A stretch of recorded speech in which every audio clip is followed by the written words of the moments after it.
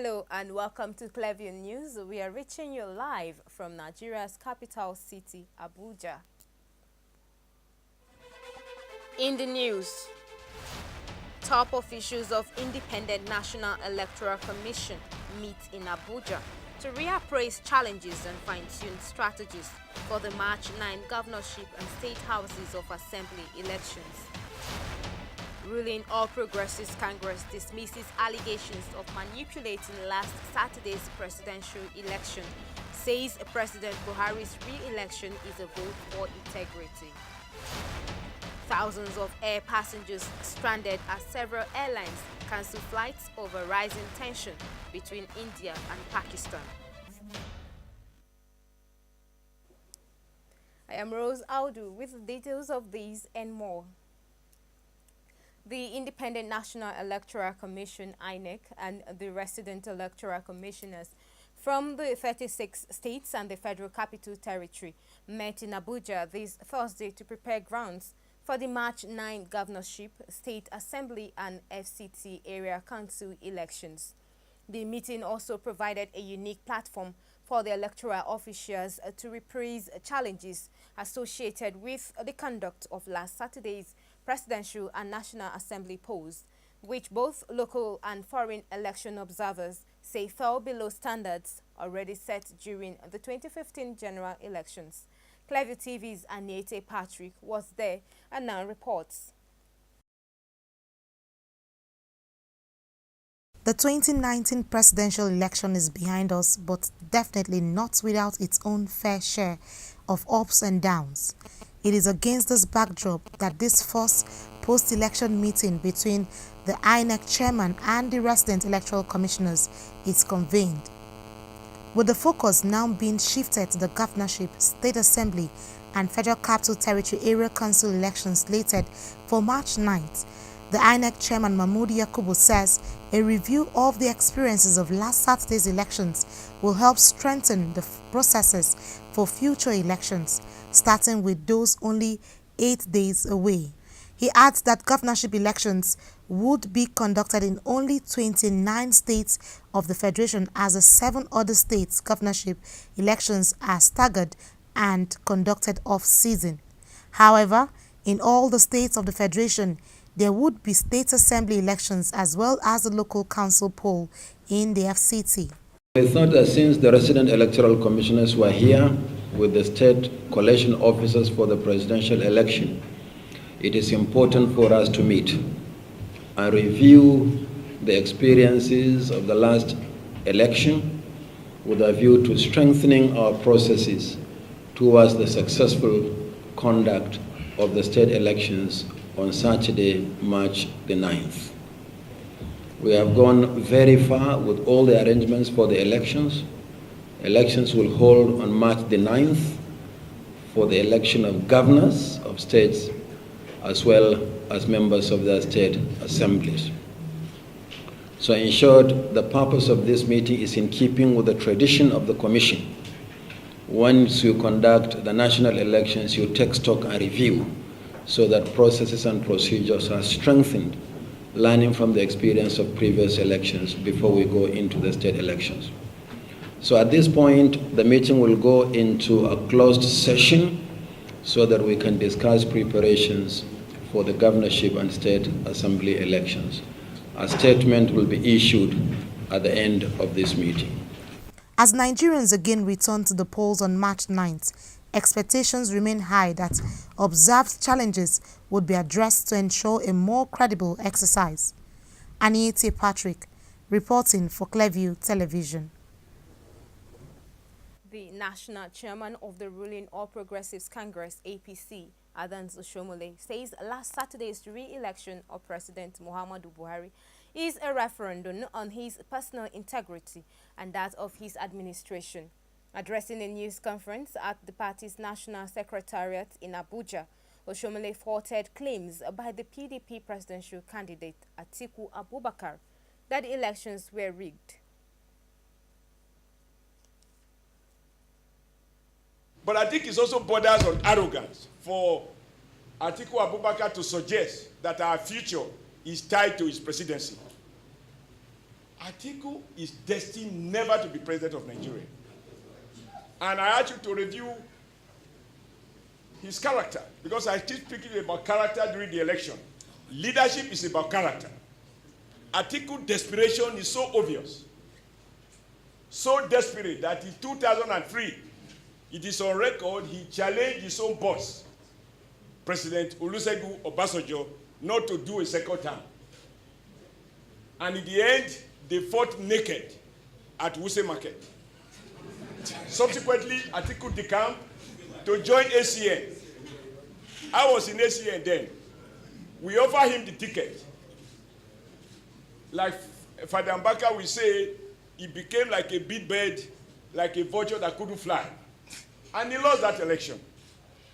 Once he lost, he returned back to PDP. He contested again the primaries against, I believe it was Jonathan. Also?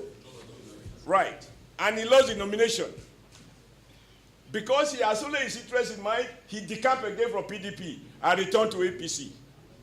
He joined us in Lagos, rolled out the dollars, and President Muhammadu Buhari has to say to APC people, myself inclusive, I have no dollars to give. I do not have Intel or ITEL. I do not have foreign account. And even if I have, I will not give. All I offer is all my heart. Commenting on the killing of innocent Nigerians who came out to vote in last Saturday's elections, Oshomole asked President Buhari to order security agents to fish out all those involved. Unfortunately, some of our countrymen and women lost their life in the process. Like President Muhammadu Buhari said yesterday, we join him in commiserating with the families of those who lost their life. And we hope and pray that God will grant their loved ones the fortitude to bear the loss. But I also believe that government must do everything possible to identify those who are behind those killings and bring them to justice. Each time, hoodlums and ballot box snatchers maim and kill in trying to distort the will of the Nigerian people, and they go away without anybody being prosecuted or jailed, the culture of impunity is threatened and the fear of the rule of law is weakened. I believe now that the president has been sworn in, he now has a duty to call on the Inspector General of Police and indeed all the security agencies to identify all those behind those killings. No Nigeria deserves to die just because he wanted to go and vote. On behalf of the All Progressive Congress, we want to congratulate all Nigerians, particularly those who voted, but particularly those who didn't even vote, for defending democracy and celebrating democracy as they did last Saturday. We are proud as a people. Now I am not talking as a party chairman. I am talking as a proud Nigerian. But for all those who thought that Saturday was going to be a declaration of war, like as I had argued, and I believe many people on my party platform had argued, election is not another word for war. It is a day to celebrate democracy. It is the only day in a democracy in which everybody is equal, rich or poor, illiterate or professor. Everybody is the same. And I'm happy that Nigerians have spoken and they did everything to maintain the peace. The APC national chairman thanked Nigerians for the confidence reposed in the party through the re-election of President Buhari for a second term. The governorship candidate of the All Progressives Grand Alliance, ABGA, in Zamfara State, Sani Shinkafi, has ejected all internally displaced persons, IDPs, taking shelter in his houses in Shinkafi area of the state. Reason: the IDPs voted for the All Progressives Congress, APC, in last Saturday's presidential and National Assembly elections. Sani Shinkafi confirmed this on Wednesday in Gusau at a news conference organized by a coalition of some political parties, in the state protesting the results of the elections. The Abga governorship candidate said he asked all the IDPs residing in his houses in Shinkafi to immediately pack out because they are not serious in life. He said he took the action because these are people who had to leave their villages due to insecurity caused by a government that could not provide such basic necessity for them. Yet they went and sold their votes at the last elections, trying to bring back the same gang. According to Sani, in spite of earlier advice to the displaced persons to vote out those who failed them in the past years, they still voted for them. He claimed that the internally displaced persons, IDPs, allowed themselves to be bought over during the election by the people who failed them. Sani Shinkafi further said that political parties in the coalition would not support the resident electoral commissioner and all security chiefs in the state to handle the March 9 governorship and state assembly elections because they have no confidence in them and their ability to be fair and just to all. The coalition is comprised of the PDP, ABGA, Accord, NRM, APP, ADC, MPP, DPP, and YPP. A civil society organization, Yaga Africa, has called for a detailed and systematic post-election review of the challenges experienced during the conduct of the 2019 presidential and National Assembly elections. Yaga Africa's board chair, Dr. Hussaini Abdu, stated these at the organization's Watching the Vote Results press conference in Abuja. Our correspondent, Samuel Adeleke, was there and now reports. Yaga Africa's Watching the Votes utilized a parallel vote tabulation methodology and deployed 3,030 observer teams in pairs for a random statistical sample of 1,515 polling units located in every local government area and state of the country. The body noted that some of the challenges that require urgent post-election review include an inquiry into the cancellation of ballots, an audit of the voter register, and a review of the elections operation management systems. The 23rd February presidential election was characterized by similar shortcomings that marred previous national elections in Nigeria. As in past elections, logistical challenges faced by INEC that resulted to widespread late opening of polling units and malfeasance by political parties compromised the ability of citizens to vote and undermine public confidence in the process. These issues do not necessarily undermine the overall credibility of the process, but Nigeria lost an opportunity to improve the quality of its elections as compared to the 2015 national elections. These were not the elections Nigerians expected, neither is it the elections Nigerians deserve. Yaga Africa called on the winning candidate and party, as well as their supporters, to be magnanimous in victory, urging those who lost to exercise political maturity in their defeat and to pursue any complaints through appropriate legal channels. Dr. Abdu read out some other recommendations of the group after the completion of the first phase of the elections. Maintaining peace in the post-election environment. Yaga Africa calls upon all political parties, all candidates, and the good people of Nigeria to show political maturity and maintain the peace in the post-election period. Yaga Africa urges all parties to adhere to legal provisions for filing electoral claims and disputes.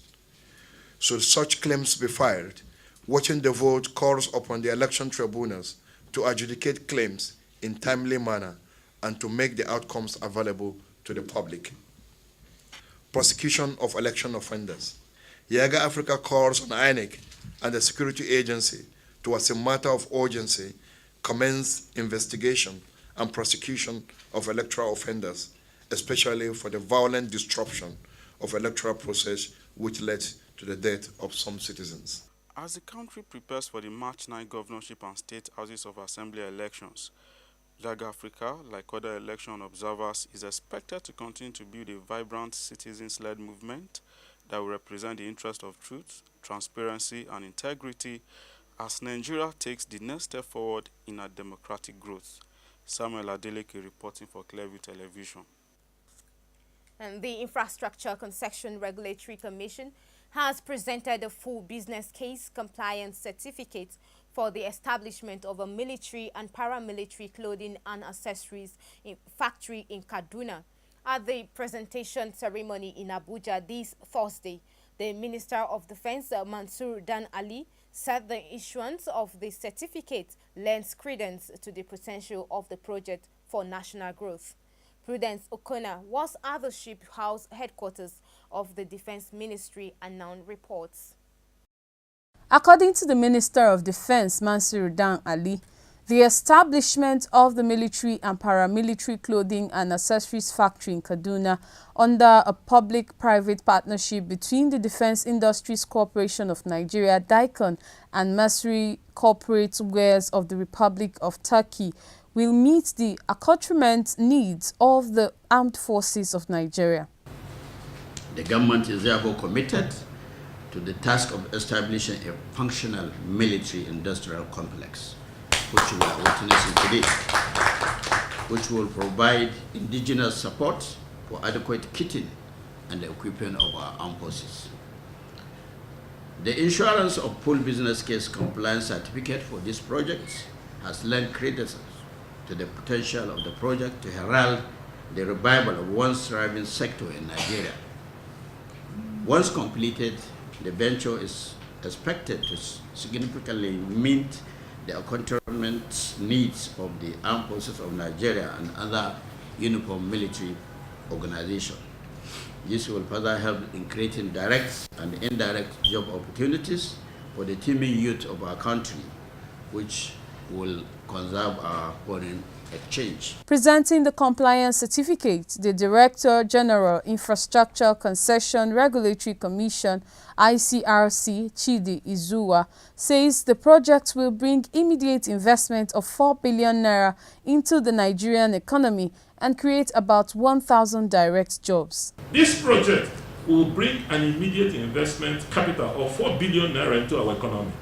That is an immediate investment into growth. And this 4 billion naira investment will be completely financed, the liquid cash, by corporate wealth. This doesn't include, the cost for operations cost and everything. So it tells you the huge amount of investment that doesn't, like the permanent secretary said, doesn't now need to come from the fiscal budget of the federal government. Now, what is also more important, like the DG has said, of DICON, this will lead to the creation of over 1,000 direct jobs. And if you look at the multiplier factor in the textile industry, you're going to create about 10 to 20 times of indirect jobs, locally in the environment.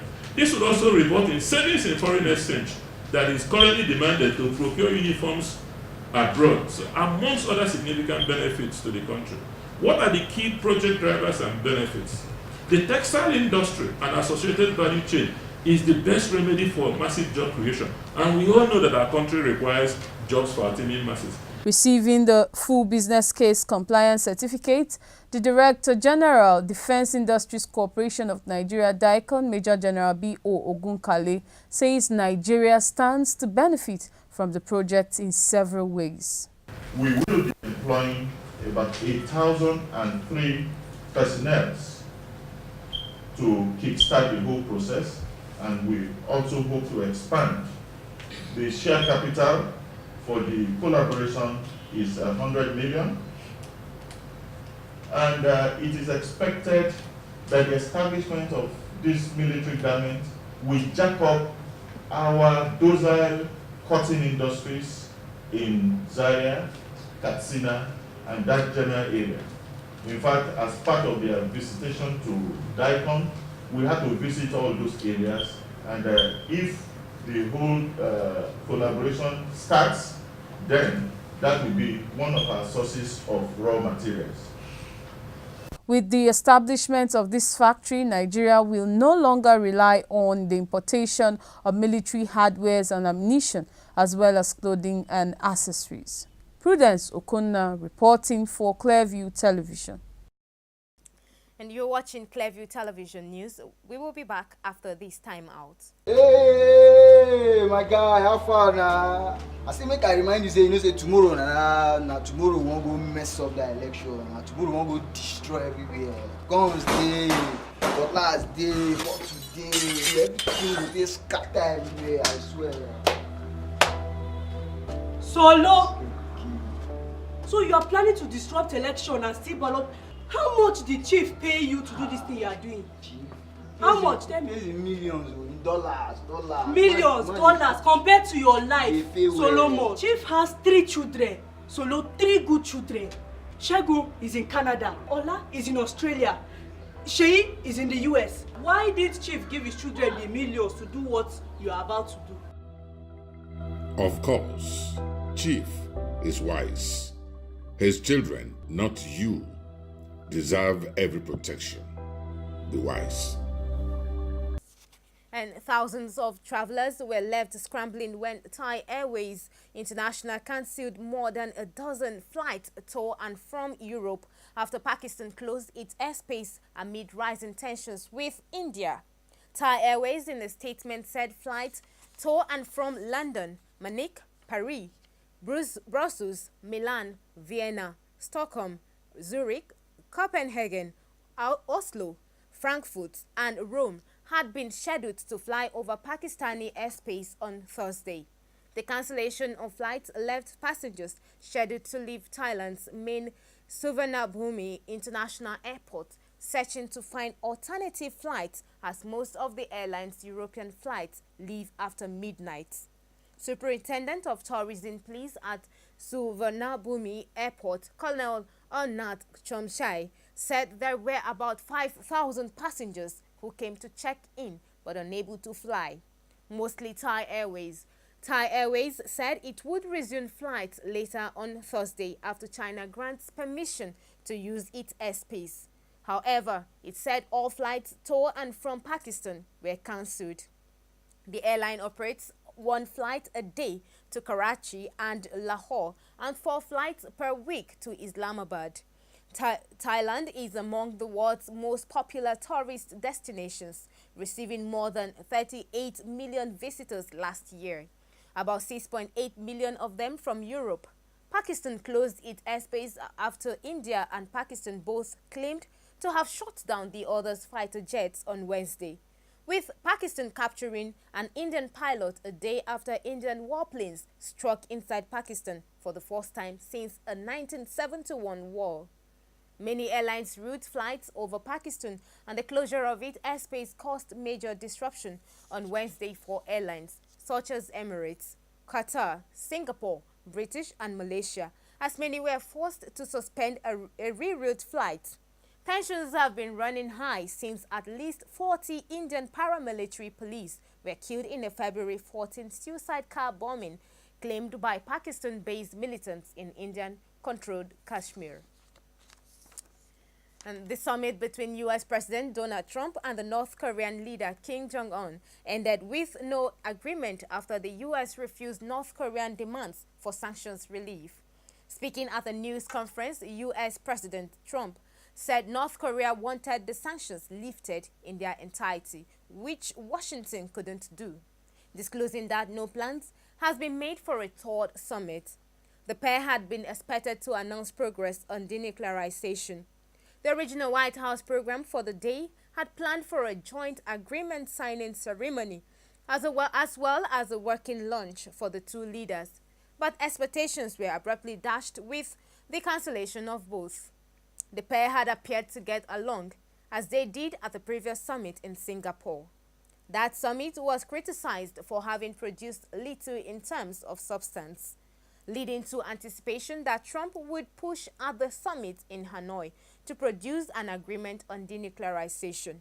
Despite the lack of an agreement in Hanoi, the second Trump-Kim summit represented a significant and continued shift in the tenor of the relationship between the two nations as against late 2017, when both were exchanging threats. Before the summit, there was talk of a possible political declaration to end the 1950-1953 Korean War, which finished with an armistice rather than a full peace treaty. There had also been hopes that Kim might pledge to destroy North Korea's controversial Yongbyon nuclear complex, which is at the heart of the nation's nuclear program. And before we go, let us just take a look at our top stories. Top officials of Independent National Electoral Commission have met in Abuja to reappraise challenges arising from last Saturday's presidential and National Assembly elections and fine-tuned strategies for the March 9 governorship and state houses of assembly elections.